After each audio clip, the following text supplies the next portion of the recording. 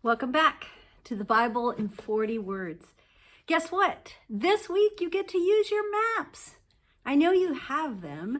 Most every Bible has pages in the back full of maps, and maybe you turned to them when we were reading the Old Testament and the story of the Exodus, but you're going to find a lot of them that tell about Paul's journeys. So we are reading through the Bible this year, and we started last week on the book of Acts. Hopefully you followed along and in chapter 2 saw that dramatic entrance of the Holy Spirit. And Acts is a little longer and has a lot of stories in it, so we're taking a couple of weeks to read it. So as you get into Acts, you meet another character, Paul, a big character, and you hear his story about how he was persecuting Christians, but Christ met him on the road. And he set out on a grand adventure all over the place to tell people about Jesus Christ and the way of Jesus. And so a lot of these parts of Acts might be slightly unfamiliar to you.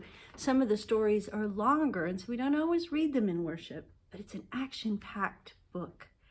And so if you flip back to your maps, don't get hung up on all those place names that you might not be able to pronounce. Just spend some time looking at those maps and think about the bigger picture, which is what we're trying to do in our reading through the Bible, focusing on just one word, that word mission.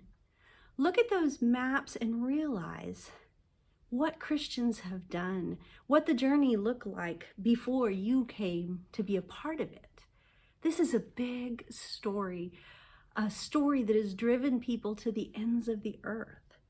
And those maps can remind us of how things started and what we're a part of, and maybe wake us up to become part of that again, spreading God's love to all of these places.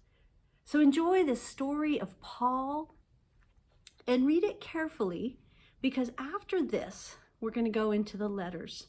The rest of what we're going to do is going to be the letters. Most of them are written by Paul. And they won't be in order. They're in order of length, actually, or theme. They won't be in chronological order. So the story of Acts and how the gospel moves from Jerusalem to Rome is kind of a framework. And then later on, we'll come back and hit these cities, Corinth and Galatia, and the letter to the Hebrews that were spread all around. And so get this framework, get this story, but don't get bogged down in it. Don't get overwhelmed by the maps. Take some time to just breathe and think of this grand story that you are a part of, that God is calling you deeper into. And post in the comments. I want to hear how you're doing. Happy reading.